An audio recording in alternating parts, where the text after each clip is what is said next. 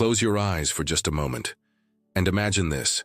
Your body lies perfectly still in bed, yet you feel a strange vibration, as if the air around you begins to hum with unseen energy.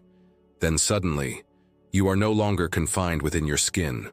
You are rising gently, silently, into a new dimension. Below you, your physical form rests as if asleep, but you, the real you, float above, free, untethered, awake in a reality as vivid as any dream. This is not fantasy. For thousands of years, mystics, shamans, and seekers of truth have practiced what we now call astral projection, the art of separating the consciousness from the physical body and traveling into the subtle realms of existence. From the temples of ancient Egypt to the monasteries of Tibet, this practice has been guarded as one of the great mysteries of the soul. And yet, here and now, it is available to you. But let's be clear. Astral projection is not a parlor trick or a form of escapism. It is not about leaving the body for thrills or cheap entertainment. It is about awakening to the deeper truth of your existence, that you are not merely flesh and bone, but a radiant traveler of infinite worlds. The first steps into this practice reveal more than new landscapes. They reveal the hidden nature of reality itself. In this journey, we will explore the origins of astral projection, why ancient traditions revered it, and why modern science has struggled to explain it. Then we will carefully walk through the early stages of the practice, the essential first steps that every seeker must know before attempting to leave the body. You will learn not just how to begin, but also why these steps matter, and how they prepare the mind and spirit for this extraordinary experience. So stay with me, because in the next few minutes, we are about to open a door. A door that does not lead outward into the world, but inward, into the vast, invisible universe that has always been there, waiting for you to explore. Astral projection may sound like a modern term, but the practice itself is as old as humanity's first questions about the soul. If you trace the whispers of this phenomenon across cultures, you find that nearly every great civilization left behind records of people stepping beyond the body and into subtler realms of existence. In ancient Egypt, the soul was not seen as a single entity, but as a constellation of parts. Among them was the Ba, often depicted as a bird with a human head, that could leave the body at will, traveling between the physical world and the afterlife. Egyptian initiates believed that during dreams and sacred rituals the Ba ventured out, gathering wisdom from the invisible planes. Temples were built not only for worship, but also as training grounds for priests to master these out-of-body journeys, so they could guide souls through the passage of death. In the Vedic traditions of India, references to astral travel appear in the Upanishads and yogic texts. The subtle body, known as the Sukshma Sharira, was believed to carry the soul through dream states and meditative trances. Yogis described leaving the body consciously as a step toward liberation, a way of recognizing that the self is not bound by physical limitations. The term yoga nidra, the yogic sleep, was not merely deep rest, but a state where the practitioner remained awake as their awareness roamed free beyond the body. The Taoist mystics of China spoke of soul journeys achieved through alchemical breathing techniques and energy refinement. They described the spirit leaving the physical vessel to travel among the stars, learning the hidden patterns of heaven and earth. These journeys were not fantasies but considered part of spiritual training, essential for merging the human with the Tao, the great cosmic order. Even in the Western world, the concept of astral projection runs deep. Plato hinted at it when he spoke of the soul's ability to separate from the body and contemplate truth directly. Later, in the mystical traditions of the Middle Ages, Christian and Jewish mystics recorded experiences of being carried into heavenly realms, encountering angels and divine knowledge outside the confines of the body. Why then has this knowledge remained hidden or misunderstood? In part because astral projection defies the materialist worldview. To acknowledge it is to admit that consciousness is not confined to the brain, that it can exist independently of flesh. For societies rooted in control, such an idea was dangerous. If human beings could learn to separate from the body at will, to experience firsthand their immortality and freedom, the grip of fear would be broken.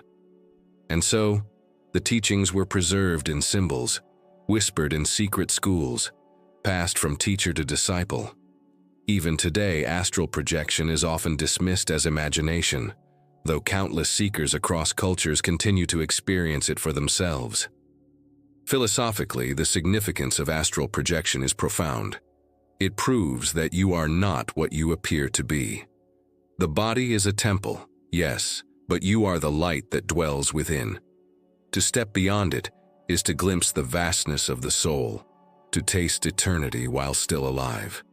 Astral projection is often misunderstood because people expect it to be dramatic, an instant leap from body to cosmos.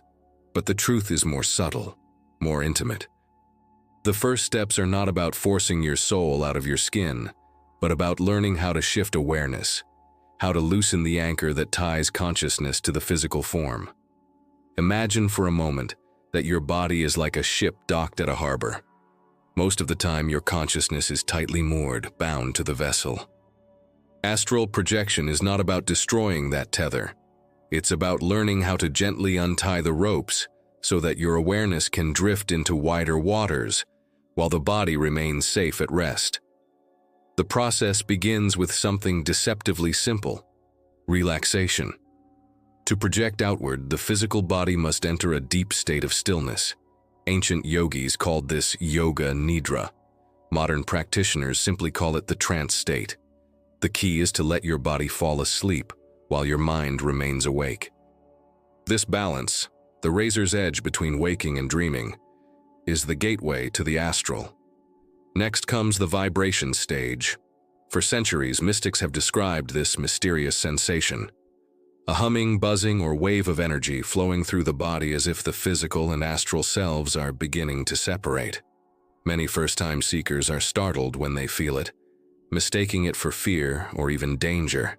But in truth, it is the signal that the bridge is opening.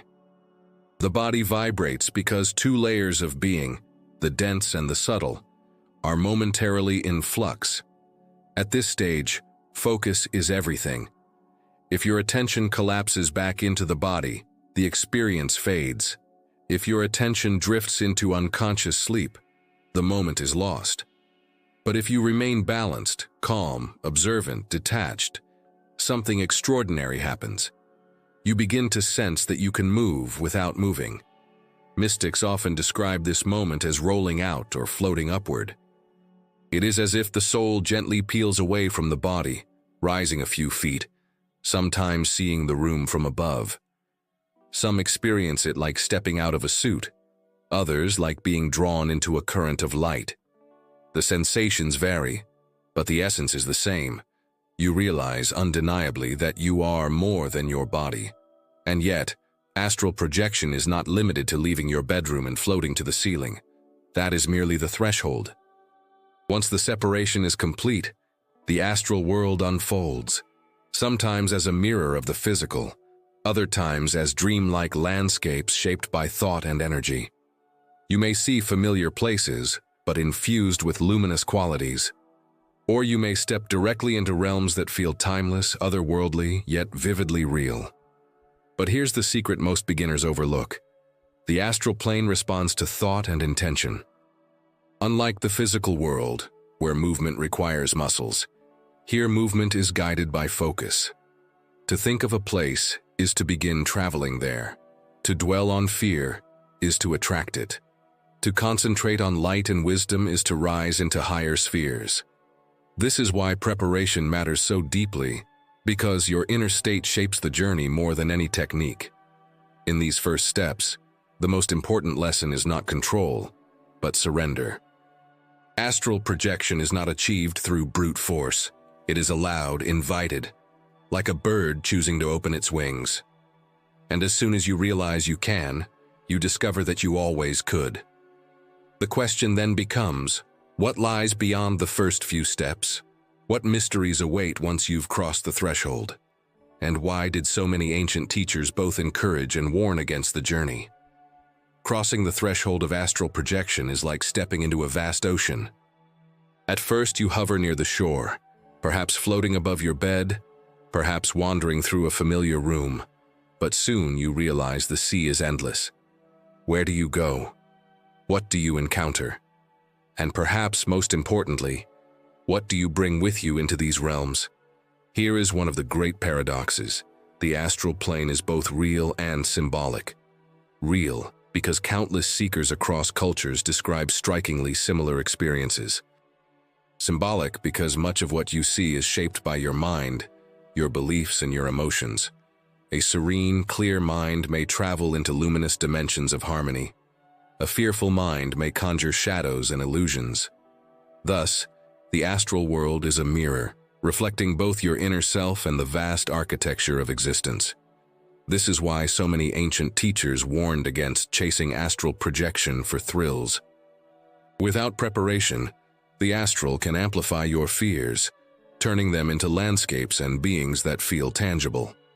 Many myths of demons, night terrors, and haunting visions have their roots in untrained journeys into this subtle realm.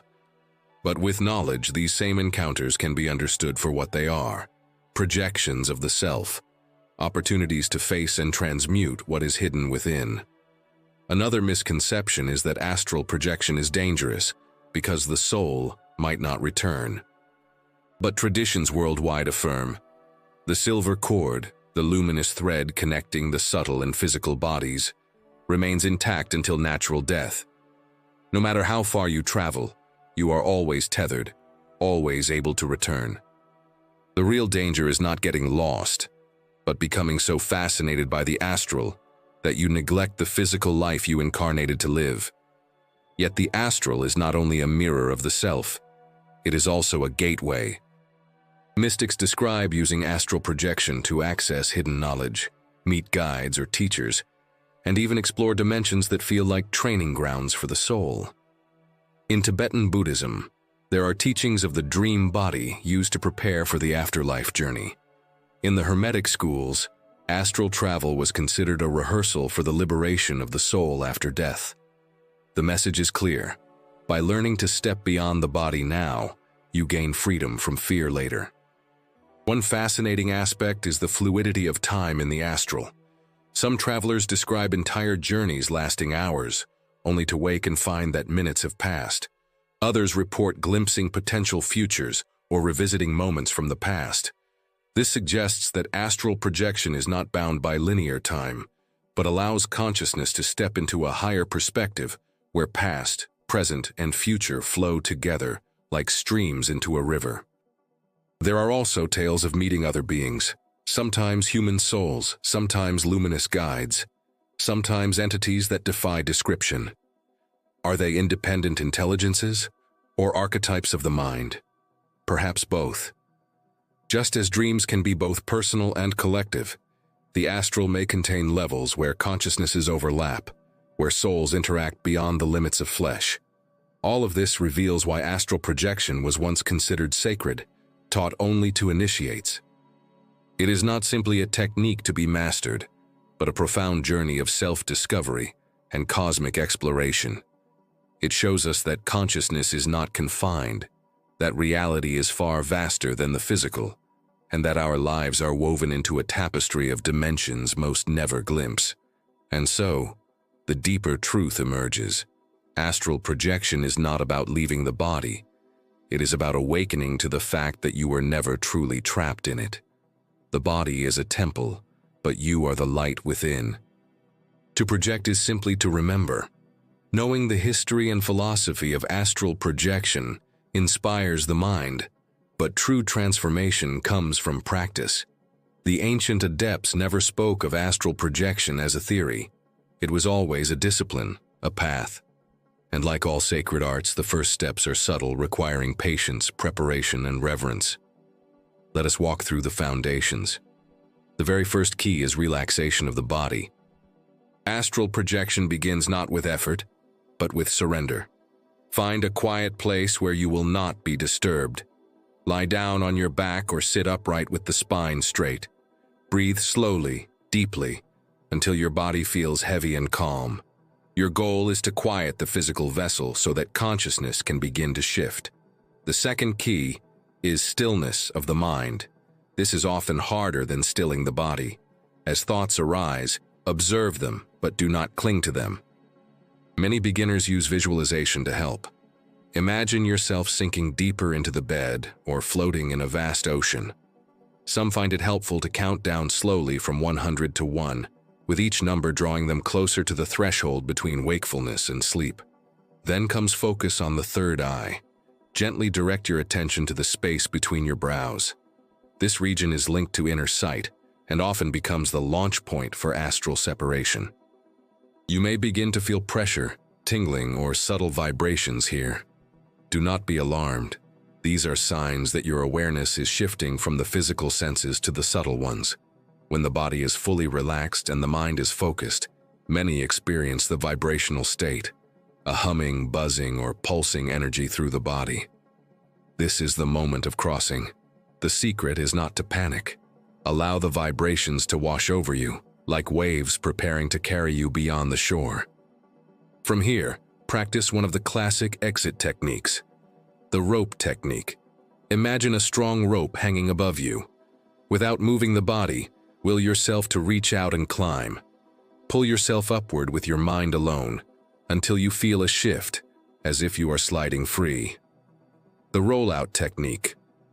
Simply imagine yourself rolling to the side, out of your physical body like slipping from a cocoon. Many find this easier, especially when vibrations are strong. The floating technique. Visualize yourself rising slowly, like a balloon, lifting toward the ceiling. Focus on the sensation of lightness, as if gravity no longer holds you. At first, you may only feel partial separation, a sense of arms or legs moving without the body, or a gentle rocking sensation. Do not force it. With practice, the full release will come. Equally important is intention. Before beginning, set a clear purpose: to learn, to grow, to experience truth. This aligns your energy and helps guide the journey toward higher realms rather than chaotic illusions. And finally, return with grace. When ready, simply affirm to yourself that you wish to return, or focus on your physical body. Instantly, you will feel drawn back, often with a jolt. Move slowly, breathe, and ground yourself by touching the earth, drinking water, or sitting quietly for a few minutes. Remember, the first steps may not bring dramatic results. Sometimes weeks of practice pass before even the first separation is felt. But every session strengthens the bridge between worlds. Even failed attempts are not failures. They are training, tuning your consciousness to new frequencies. Astral projection is not about escaping the body. It is about awakening to the vastness of who you are. And these simple steps, relaxation, focus, intention, surrender, are the keys that open the door. And so, we arrive at the threshold once more. Astral projection is not just a practice. It is a reminder that you are more than this body of flesh and bone, more than the stories and limits that the material world places upon you. You are consciousness itself, luminous, infinite, unbound. When you close your eyes and allow yourself to surrender, when you learn to relax the body, quiet the mind, and focus the will, you are not escaping reality. You are expanding it. The astral is not somewhere far away. It is here, interwoven with every breath, waiting for you to step beyond the veil. Think of this. Every night when you dream, your soul already travels. Every time you lose yourself in imagination, you touch the astral. The difference is awareness. To project consciously is to awaken within this timeless current, and to see with clear eyes the truth that has always been there. The first steps may be small, moments of vibration, sensations of floating, flashes of light, but each is a spark on the path of mastery. What begins as curiosity soon becomes revelation, the realization that death is not an ending, but a transition, that the soul is indestructible, and that the universe is a vast school for your awakening. So I leave you with this question.